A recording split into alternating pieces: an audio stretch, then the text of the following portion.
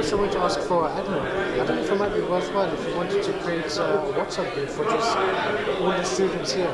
So at least if there's any questions that we can ask each other as well.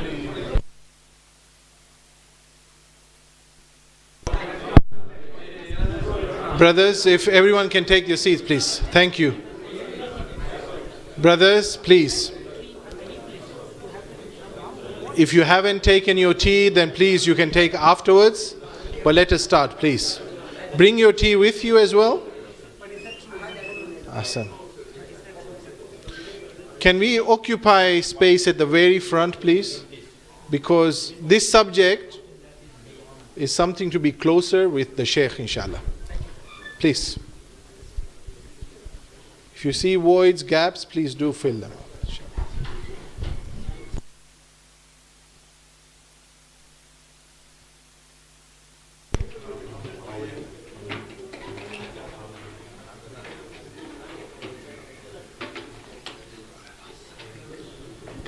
Salawat ala Muhammad wa ali Muhammad.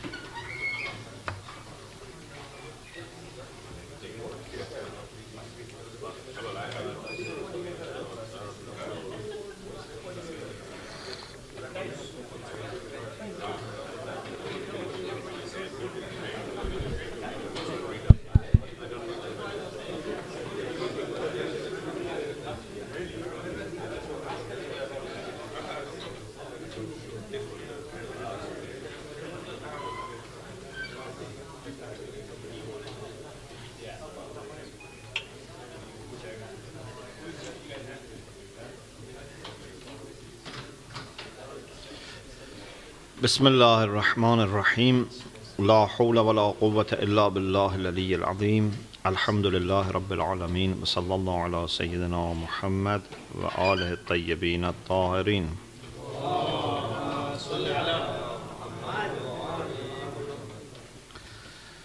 اللهم أخرجني من ظلمات الوهم وأكرمني بنور الفهم اللهم افتح علينا أبواب رحمتك وانشر علينا خزائن علومك برحمتك يا أرحم الراحمين.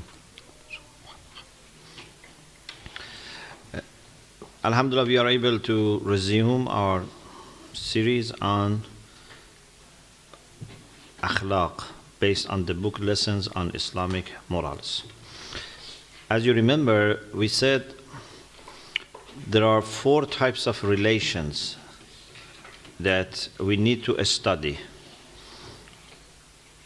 Our relation with Allah subhanahu wa ta'ala, and this is alhamdulillah finished. Our relation with ourselves, then our relation with other people, then our relation with the rest of the creation, like with the environment. So after finishing the first section of the book, which was giving us some introduction to Islamic ethics, and a second part, which is about our relation with God, now we start with lesson 12. And the very first thing that we want to focus on is purification of the soul. What we call in Islamic culture, Tazkiyatun nafs. Tazkiya means purification. Nafs means soul. So purification of the soul. In Surah Ash-Shams, we have this concept presented to us in a beautiful way. You know, we say that وَنَفْسٍ وَمَا سَوَّاهَا فَأَلْهَمَهَا فُجُورَهَا وَتَقْوَاهَا قَدْ أَفْلَحَ مَنْ زَكَّاهَا وَقَدْ خَابَ مَنْ دَسَّاهَا. In the first 8 verses, Allah subhanahu wa ta'ala swears by different things. But then the main point comes in verses 9 and 10. This is chapter 91, Surah Ash-Shams. قَدْ أَفْلَحَ مَنْ زَكَّاهَا. It must be such an important thing that Allah, before mentioning this, makes qasam, swears by Wash-Shams and 11 things. Although Allah doesn't need, to swear by anything, but just to make us really believe. One who purifies it is certainly going to be happy, to have felicity. Ad aflaha man zakka. So whoever can purify his soul or her soul, he would have falah, felicity, happiness. وَقَدْ خَابَ مَنْ دَسَّاهَا. But if you don't take care of your soul, if you don't educate or purify your soul and just leave it, then you will fail. So tazkiyatun nafs is a very important thing, and inshallah we'll talk more about this. So one of the things we have in this lesson is that human soul has different conditions.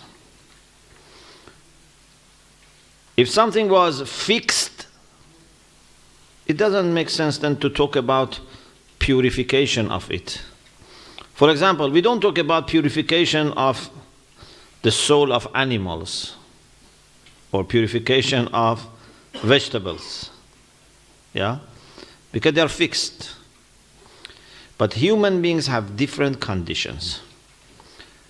What we can learn from the Quran is at least we have 3 different levels for nafs, or 3 different stages for nafs. At the very basic level, we have what we call an-nafsul ammara. Yeah? An-nafsul ammara is a terminology that our scholars have been inspired to use based on what we have in the story of Yusuf alayhi salam. In chapter 12, verse 53, Ma ubarra'u nafsi inna an-nafsa la'ammaratun bis-su' illa ma rahima rabbi. So, inna an-nafsa, of course there is a discussion here among mufassirin. Is this sentence said by Yusuf alayhi salam or by Zulaykha? Normally people think it is by Yusuf alayhi salam, but some people say maybe by Zulaykha. Inna an-nafsa la'ammaratun bis-su', the soul truly asks to do bad things. Ammara, if you know Arabic, we call it sighatul mubalagha. Ammara is different from amira. Amira means commands, but ammara means commands a lot. Like alim and allama. The difference. Ghafir and ghaffar. Ghafir means the one who forgives. Ghaffar, the one who forgives, often. Sighatul mubalagha. Ammara means commands a lot. Bisu, to do bad things. Illa ma rahma Rabbi. Unless Allah's mercy comes. In the discussion about Allah's mercy, I had a course and also there are papers on understanding God's mercy. We have mentioned that one of the functions of Allah's mercy is to help you against temptations coming from shaitan or coming from nafs. Rahmah helps. So, ma'sumin, or people who are very pious, because they receive rahmah from Allah, that's another story. Illa ma rahima rabbi. That's excluded. Otherwise, people who have not reached that level of consciousness and piety, they keep receiving temptations for doing bad things. They have to be very careful. Unfortunately, some people keep telling, do what you like, enjoy yourself. This is not going to work. You can never have any spirituality if you just do what you like. The whole spirituality starts when you don't do what you like. And the more you resist against your desires, the more you become spiritual.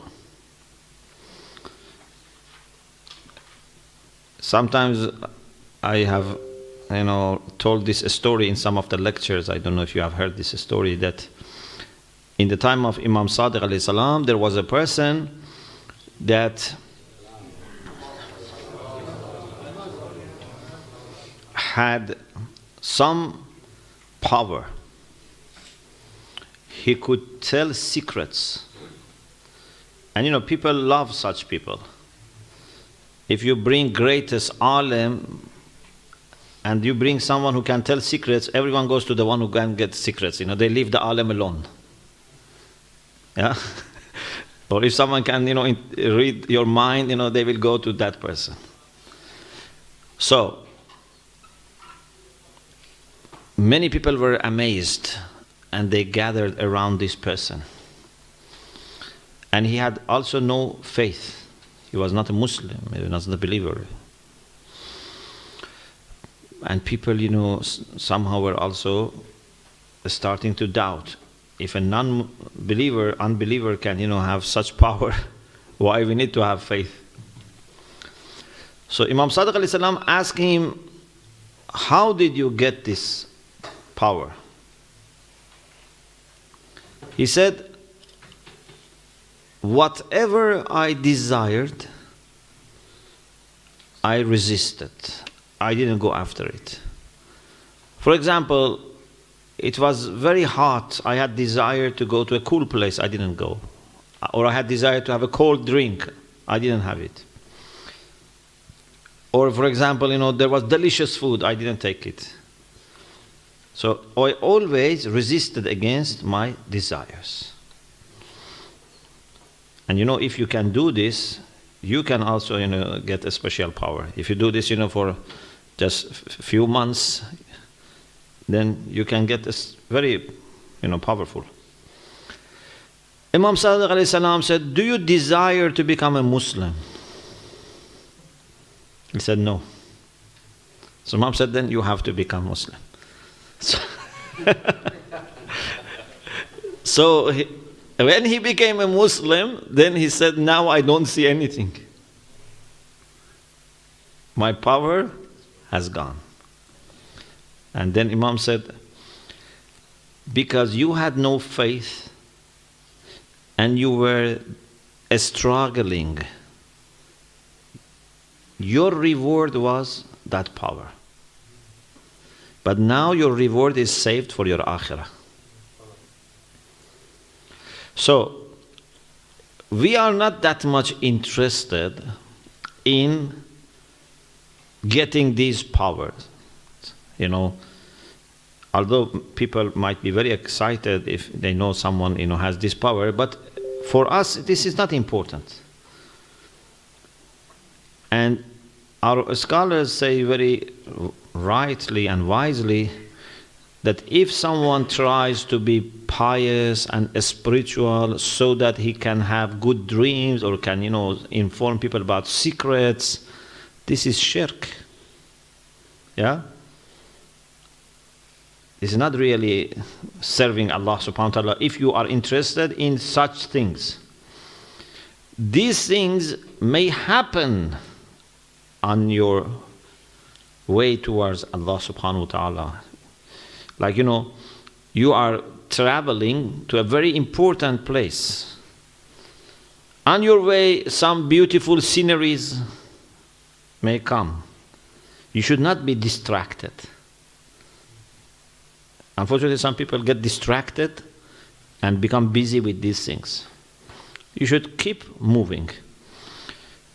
You know, there's a famous story about Allama Tabatabai, that when he was in Najaf, he was, still very young, and his teacher, Ayatollah Qazi Tabatabai, had given him some special, a'mal to do, and said, you may see some things, but you should not be distracted. And Allama Tabatabai says that when I was doing my zikr or a'mal, and I think it was in Masjid al-Sahle, I saw an angel coming from one side towards me. And I immediately remembered what my teacher had told me. So I didn't pay attention. Then the angel came from the other side, and I didn't pay attention. And then he says the angel left with some sadness on his face or its face. And he says, I am still sad of remembering sadness on the face of the angel. Because angels can take form of human beings or form of a pigeon or some different things. Sometimes they become like a human being. فَتَمَثَّلَ لَهَا بَشَرًا سَوِيًّا. So when this angel came to Allama Tabatabai, because his teacher had told him not to pay attention, he didn't pay attention. If it was us, we may have forgotten what the teacher has said and said, this is an angel, forget what the teacher said. Let's, have a conversation with this angel. So this is a test. Sometimes a great thing comes when you take the instruction of the teacher, There are many things like this. In any case, we should not be distracted by anything. Just be focused on Allah subhanahu wa ta'ala. Just try to serve Allah subhanahu wa ta'ala. So, we distinguish between two things. And this point, the first time I saw this point was from Ayatollah Ansari Hamedani Rahmatullah Alayh, a very great alim, a very special person who was the spiritual teacher of Ayatollah Dasghaib and many other scholars. He made this point that there is a difference between tazkiyatun nafs and taqwiyatun nafs, purification of the soul and strengthening the soul. In some forms of spirituality, especially in some Eastern types of spirituality, they strengthen the soul by putting pressure on themselves, by doing difficult things, by not sleeping, not eating, not having proper dress, not having any comfort. They strengthen the soul. Okay, when the soul is strengthened, it gets new power. But this doesn't mean that you have become a better person. There are people who have some immaterial power, but they are very bad people, and they misuse this. Because of hardship that they have gone through, 10 years, 20 years, 30 years, they have had very difficult life, they didn't eat, they didn't, drink, they didn't, enjoy life. Now the soul has become very strong. Even They can tell you what you are thinking about, what is in your mind. Even sometimes they can make you go to a direction that you don't want. So if you are weak in your willpower, they can play with you and take you from this side of the room to the other side of the room. But this doesn't mean that they are good people. They have strengthened their soul. In Islam, we are interested in purification of the soul, not strengthening the soul. Yes, in the process of purification, your soul can grow and become better, but through piety. A mu'min who is God-fearing would never want to know what is in the mind of people or heart of people. Yeah? If I am really fearing Allah subhanahu wa ta'ala, I should do my best not to understand what is in your heart or mind. Yeah? Because that is the privacy that Allah has given everyone. And Allah is covering us. Why I should penetrate? It's like, for example, if I have ability to hack your email account, should I do it? So if someone can, through a spiritual way, hack to your heart, they shouldn't do this.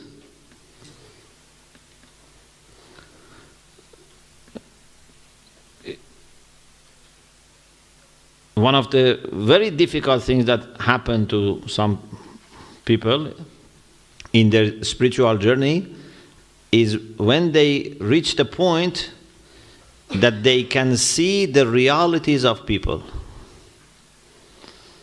You know, imagine if you can be seeing the reality of people and see some people as human beings and some people as animals. Okay? Is it good? No, this is very painful. This is very difficult. Someone said to an alim, you know, please tell me how I can see the true faces of people. Show me a dua, you know, teach me a dua so that I can see. And he said, we are making always dua not to see. And you want to see? This is not something good if you try to get it. If it comes by itself, then that's another thing. But you volunteer and you say, I want to see. The Prophet and Imams and very high caliber ulama, they are so large in their hearts and so patient that even if they see, they don't change their behavior. Yeah? But how many of us are like that? That you see the reality of this person, or you see that this person is tomorrow going to do this bad thing, and today you still show kindness to him. Who can be kind to his own killer? Like Imam Ali. If I know that someone is going to kill me after 100 years from now, I want to kill him. And ordinary people are like this. They cannot keep normal. They cannot, behave normal. So, we are interested in tazkiyatun nafs, purification of the soul. What does it mean? It means that we want to remove any impurities from our heart. Because human heart is very changeable. One of the reasons it is called qalb, because qalb means transformation. Inqilab, qalb, taqallub, yanqalib, all means change. Our heart is very changeable. Sometimes heart is clean, or you can say pure. You can say tahir, you can say, for example, qalb salim, healthy, pure, clean, but sometimes it is dusted, sometimes it's rusted, sometimes it is polluted. If I am selfish, if I am jealous, if I am greedy, this means my heart is not pure. So I have to polish my heart. I have to clean my heart. I have to purify my heart. As you see in the book, I have referred to some verses of the Quran in which we have the concept of tazkiyatun nafs. But before that, let me finish the 3 stages of nafs and then we continue. The first, is nafs ammare. The second is an-nafsul lawwama, the blaming soul, not the commanding soul. The commanding soul is the basic. When you improve, then you have nafs al-lawwama, which blames you when you do something bad. Nafs ammara asks you to do bad things. But when you have improved, you may do bad things, but then you get blamed by yourself. A mu'min, if does bad things, if a mu'min happens to do bad things, first of all, he will never enjoy completely. Because he is always sad. Why I am doing this? Even if he's not able to resist against temptation, but his heart is full of pain. No? Mu'min cannot completely enjoy bad things. The people who completely enjoy bad things, these are not mu'min. Mu'min either doesn't enjoy at all sins, or if it enjoys, it's mixed with feeling bad. Yeah? Feeling guilty and feeling, painful. And immediately blame starts. He blames himself, she blames himself. Quran says, La uqsimu bin nafs al-lawwama. Chapter 75, verse 2.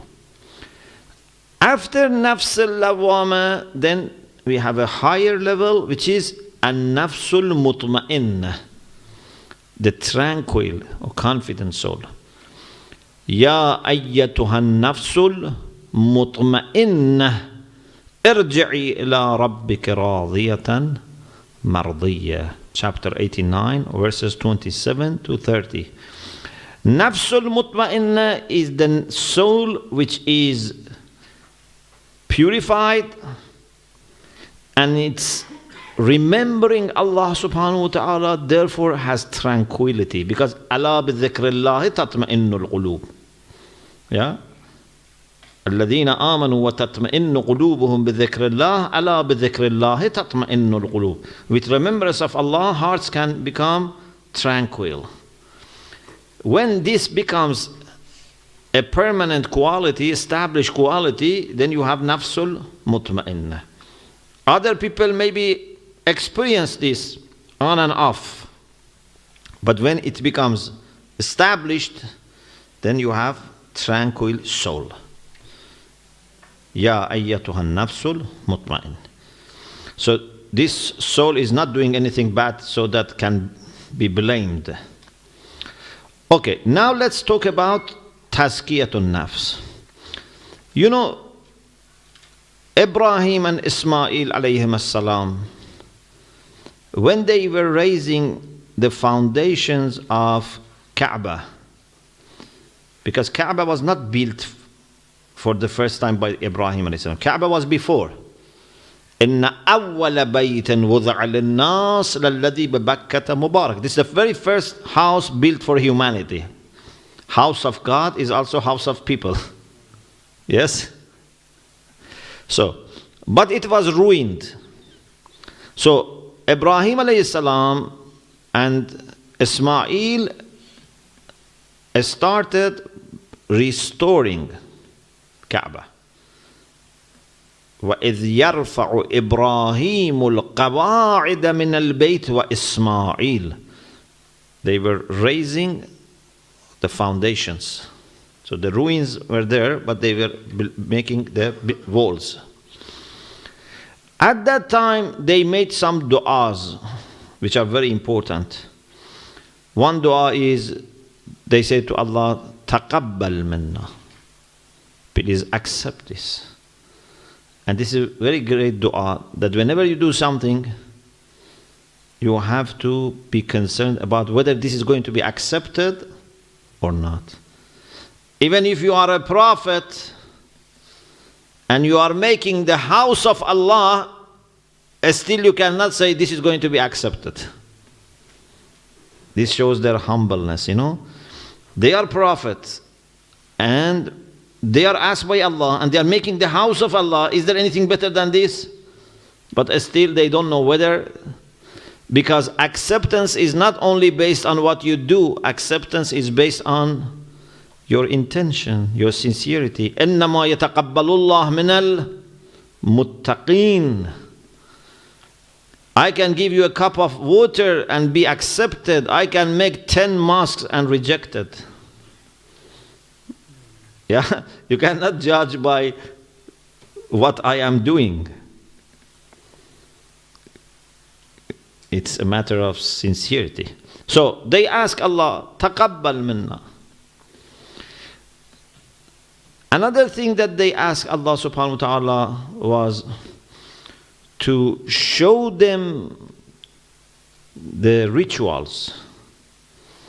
أَرِنَا مَنَاسِكَنَا. Show us what we are supposed to do. They also ask Allah subhanahu wa ta'ala to be submissive.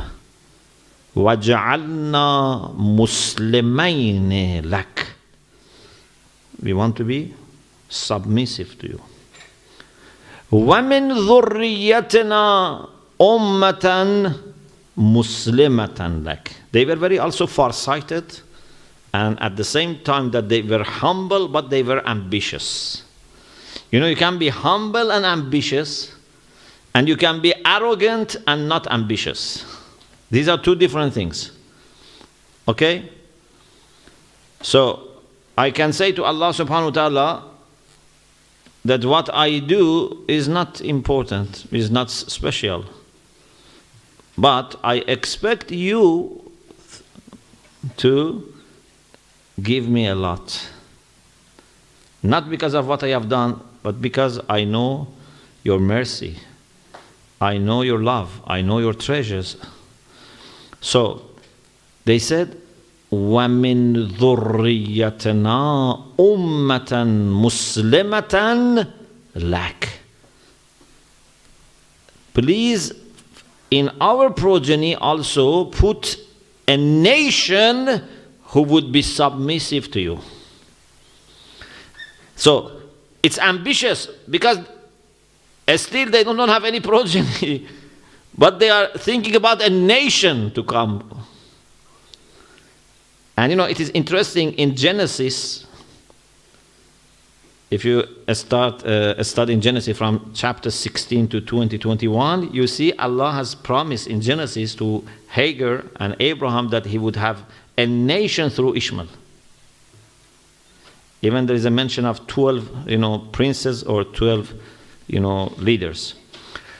So please raise a nation from our progeny who are submissive, and وَبَعَثْ فِيهِمْ رَسُولًا مِّنْ أَنفُسِهِمْ يَتْلُو عَلَيْهِمْ آيَاتِكَ وَيُعَلِّمُهُمُ الْكِتَابَ وَالْحِكْمَةَ وَيُزَكِّيهِمْ. Raise among them a messenger from themselves, which is again very good because it means that we want a messenger also from our progeny. Yeah, that would recite your verses, teaches them the book and wisdom, and purifies them. This, in 3 verses in the Quran, has been confirmed that Allah has actually sent that messenger. Like in Surah Jumu'ah and Surah Baqarah, that Allah has actually sent. لَقَدْ مَنَّ اللَّهُ عَلَى الْمُؤْمِنِينَ إِذْ بَعَثَ فِيهِمْ رَسُولًا مِّنْ أَنفُسِهِمْ. This is the response to the dua of Ibrahim and Ismail, but there is a difference in the order. In the dua of Ibrahim and Ismail, tazkiyah, purification, comes after teaching, but Allah subhanahu wa ta'ala, when He talks, brings tazkiyah before teaching. And Imam Khomeini rahmatullah used to say, this shows that first you have to purify and then you can teach people the book and wisdom. Allah corrected the order. Because if you want to have access to the book, not just to read the book, to have access, you have to be purified. لا يمسه إلا المطهرون. I think our time is over, so inshallah we continue this discussion inshallah next week. وآخر دعوانا أن الحمد لله رب العالمين.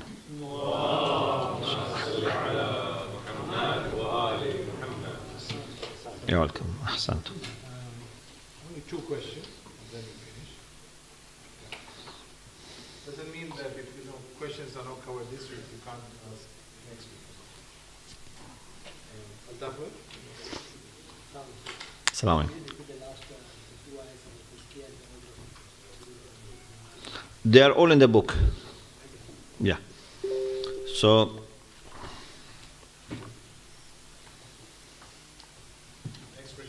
let me, sorry, just a moment, I give him the.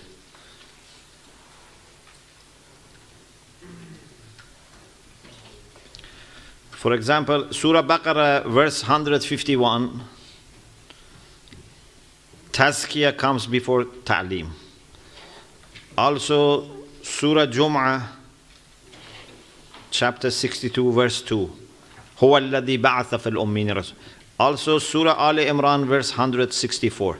So, in 3 places, Allah mentions the same 3, Tilawa, Ta'lim, and Tazkiyah, but brings Tazkiyah before Ta'lim. But in the dua of Ibrahim and Ismail, Tazkiyah was after Ta'lim. You're welcome. Yes. You said that you got the strengthening and the purification. Yes. You said that the strengthening is like one of the things is resisting temptations. How will you now purify? Is that a method to also purify, to resist your temptations? Yeah, you resist against temptations which are bad, but you don't need to avoid anything which is interesting or anything which brings pleasure. Yeah? For example, you can eat still a delicious food. You can, go for holidays. The focus is not to do haram. The focus is to, little by little, try to be sincere in your actions, do everything to please Allah subhanahu wa ta'ala. So we have priorities. Our priorities are first making sure that we don't do any haram, we do all wajibat, then we do mustahabbat in order. Their priority is just make life difficult for yourself. Don't enjoy anything. Make yourself suffer, then your soul becomes strong. I'm just going to ask you, with this, on a practical basis, Yes. You want to connect to Allah subhanahu wa ta'ala. Some of these people, for example, what they do, for weeks, they keep their hand like this. And sometimes, a bird comes and lays eggs and, still they don't move. Then your hand becomes like wood, cannot move. They put pressure on themselves. They sleep on nails. Yeah? They live on the street in rubbish. They don't go to take, any bath. If you do these things, for sure your soul becomes strong. But this is not the way we want to do it. We want you to have a dignified life, reasonable life. It takes longer, but it's more constructive. When you're trying to connect to Allah subhanahu wa ta'ala, that's what your essence is. Yeah. If you're doing, for example, your work, should you be enjoying your If it's a good work. No, if it's good work, Yes. should it always connect to Allah subhanahu wa ta'ala? Does it have to connect to Allah subhanahu wa ta'ala in order for you to enjoy it? It depends on our level. Initially, we can enjoy different things, but we have to make sure that we don't do anything haram, anything displeasing to Allah. Okay? For example, you enjoy driving BMW. Okay? If it is your money and not israf, it's okay. But little by little, you reach a point that, why I enjoy driving a car? Is this going to give me satisfaction? I am so little that, enjoying just driving a car. So little by little you grow. We have in dua, Astaghfirullah min kull ladhatin bighayr dhikrik. If I had any pleasure without your remembrance, I ask forgiveness. Yeah? But we don't expect this from everyone. It depends on your level. You should not undertake too much, because then, if you take too much, then you cannot cope with it, and you may then leave everything. But little by little. The main thing is, our red line is not to do haram and do all the wajibat. But then we have to work on ourselves, and in the end, we should become a servant. A servant has no plan, no desire of his own. If you ask a servant, what do you want? He says, I want the will of my master to be implemented. I want honor for my master. I want to praise my master. When a servant sees that the master is happy, the servant is happy. If he's a good servant. أحسنت اللهم صل على أحسنتم. And the lectures also are put online, and the brothers put the link. So if you want to listen again, and if you have missed any point, then you are welcome. أحسنتم.